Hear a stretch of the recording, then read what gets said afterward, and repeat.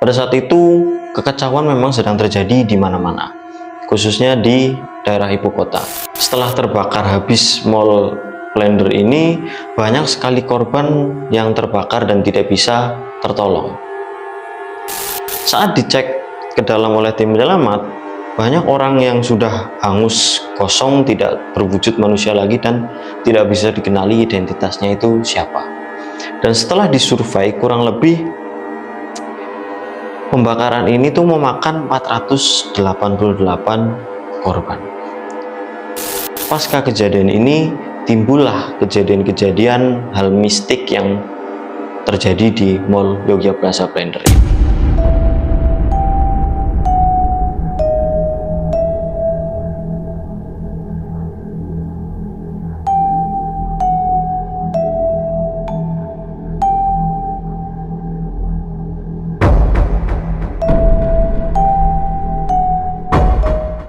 Assalamualaikum warahmatullahi wabarakatuh. Surodiro Joyoningrat, lebur dening pangastuti. Selamat datang kembali di Kisah Sunyi bersama saya Robit Anahdi yang akan menemani kalian sepanjang video ini. Pada kesempatan kali ini, Kisah Sunyi akan kembali lagi di tema Untold Story. Untuk tema Untold Story kali ini, kita akan mengangkat soal salah satu kejadian di satu tempat, khususnya di daerah Jakarta. Ada sebuah mall yang bernama Yogya Plaza Blender. Jadi ada apa dengan Yogya Plaza Blender? Penasaran seperti apa ceritanya? Pasang headset kalian, tutup pintu rapat-rapat. Here come the story.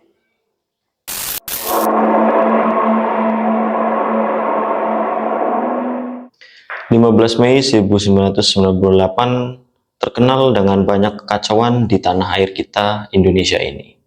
Ada sebuah mall yang bernama Yogya Plaza Blender. Lah, pada saat itu kekacauan memang sedang terjadi di mana-mana, khususnya di daerah ibu kota. Lah, Yogya Plaza Blender ini merupakan salah satu tempat yang menjadi kekacauan. Pada saat itu, kebetulan di daerah Yogya Plaza Blender ini sedang terjadi kekacauan. Dan akhirnya Yogya Plaza Blender ini juga menjadi korban kekacauan itu. Banyak oknum-oknum yang mencoba menjarah isi dari mal-mal tersebut. Bahkan ada yang bilang bahwasanya dari oknum-oknum tersebut ada yang menggunakan seragam anak sekolah, ada juga yang menggunakan seragam mahasiswa. Dan tidak pilih-pilih, hampir semua barang yang ada di Mall Blender ini diambil semuanya oleh penjara-penjara tersebut. Jadi kurang lebih oknumnya ini masuk keluar itu 2 kali. Jadi yang pertama mereka itu masuk untuk mengambil barang-barang, lalu keluar, terus masuk lagi, dan mereka itu mengumpulkan barang-barang di tengah-tengah mall. Nah, kurang lebih pukul 1 siang datang lagi sebuah truk yang membawa sekumpulan rombongan yang menggunakan baju biasa, dan badan mereka itu terkesan kekar, besar, dan berotot. Dan mereka itu ada juga yang rambutnya cepak, ada juga yang gondrong. Dan saat diperhatikan lagi, menurut data yang sudah kita baca, orang-orang ini tuh ada yang membawa HT atau handy-talkie dan juga WT. Lah, saat orang-orang ini masuk ke situ, menurut data juga kita sudah membaca bahwasannya orang-orang ini juga membawa jerigen bensin. Jadi saat orang-orang ini sampai di situ, ada yang masuk dan ada yang menunggu di depan. Nah, saat orang-orang itu sudah masuk, di sana itu sudah terlihat bahwasannya ada sekumpulan baju yang dari kumpulannya orang penjara dikumpulkan di tengah-tengah mall. Akhirnya baju itu disiram bensin dan akhirnya dibakar. Sebelumnya di dalam mall itu masih ada beberapa orang. Tidak hanya beberapa, tapi masih dibilang banyak. Bahkan menurut data kita sudah membaca itu kurang lebih ada 400 sekian orang. Dan akhirnya terbakarlah mall itu. Dan saat orang-orang yang masih di dalam itu mencoba keluar, orang-orang yang berbadan besar tadi yang datang dari kumpulan menggunakan truk itu tuh menghalangi jalan mereka. Di situ orang-orang tidak hanya berdiam diri saja.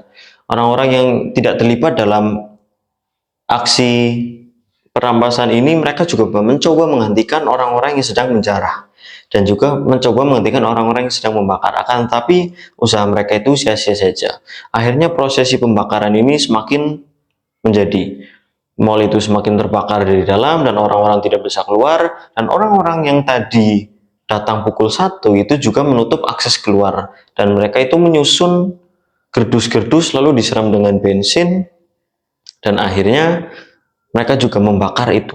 Dan akhirnya setelah prosesi pembakaran tersebut, semuanya itu terbakar. Jadi tidak ada jalan keluar, dari dalam terbakar, dari lantai 1 terbakar, lantai 2 terbakar, lantai 3 dan hingga lantai 6 itu terbakar semua. Dan bahkan dari depan pun itu terbakar.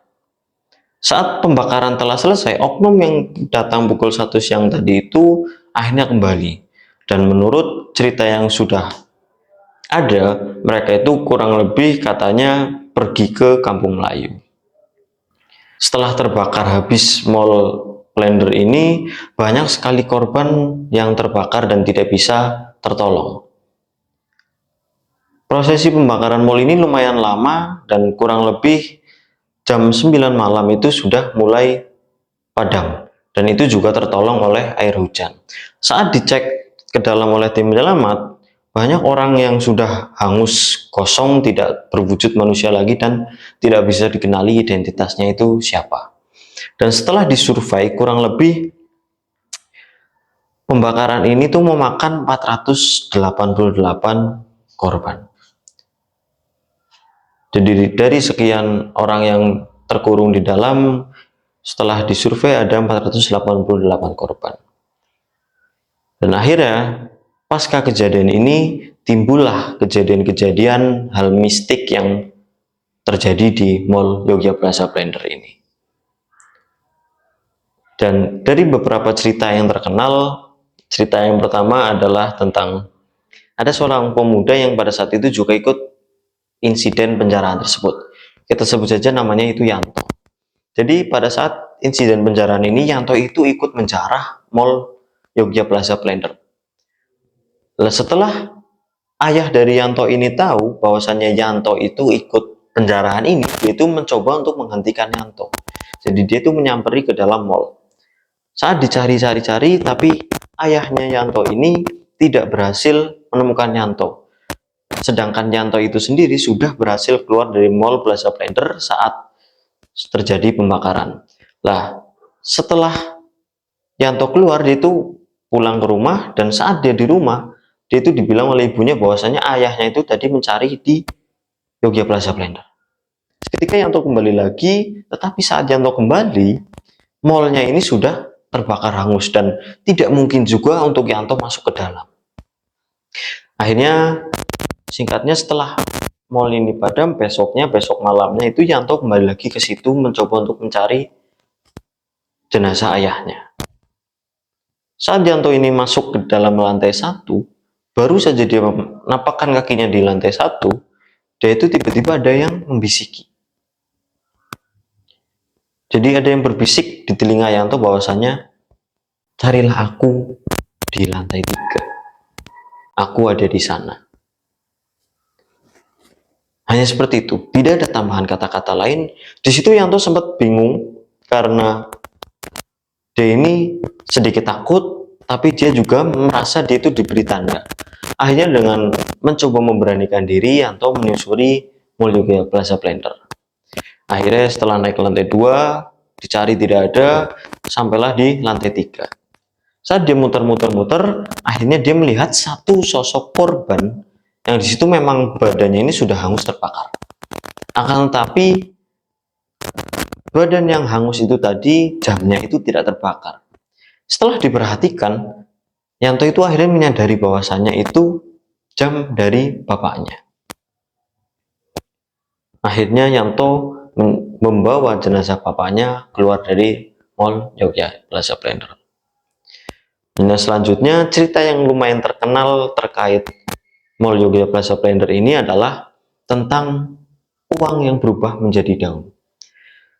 Jadi ada dua cerita terkenal tentang uang yang berubah menjadi daun ini.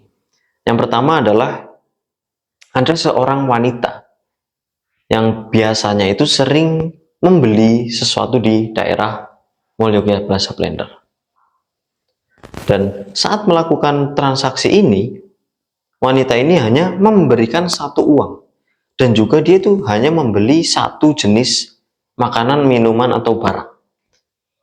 Dan saat wanita ini pergi meninggalkan penjualnya itu tadi, dia itu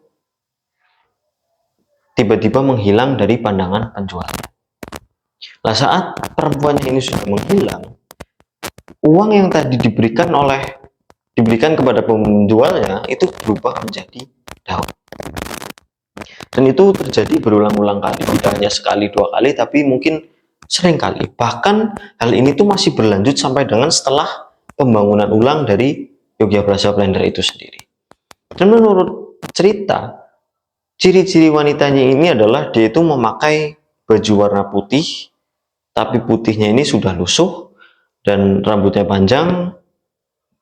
Terus bajunya ini terpotong sampai dengan lutut. Itu menurut penuturan salah satu saksi. Kemudian cerita yang terkenal kedua adalah tentang supir Metro Mini. Jadi saat dia mengoperasikan Metro Mininya, berjalan seperti biasa, bekerja mencari penumpang, dan akhirnya dia itu penumpangnya penuh. Saat penumpangnya sudah penuh, dia itu akhirnya melanjutkan rutenya. Sampailah dia di depan Mall Splendor itu tadi. Banyak penumpang yang turun di Mall Splendor. Mereka membayar semua. Mereka membayar pada seperti penumpang pada umumnya menggunakan uang, dan itu memang berbentuk uang.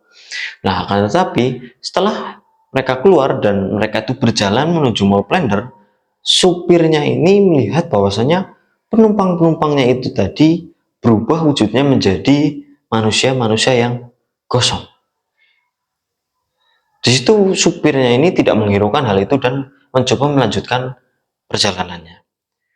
Nah, saat di tengah-tengah perjalanan, lagi-lagi supir ini tuh dibuat kaget. Karena uang yang tadi dibayarkan oleh penumpang-penumpangnya itu berubah menjadi daun.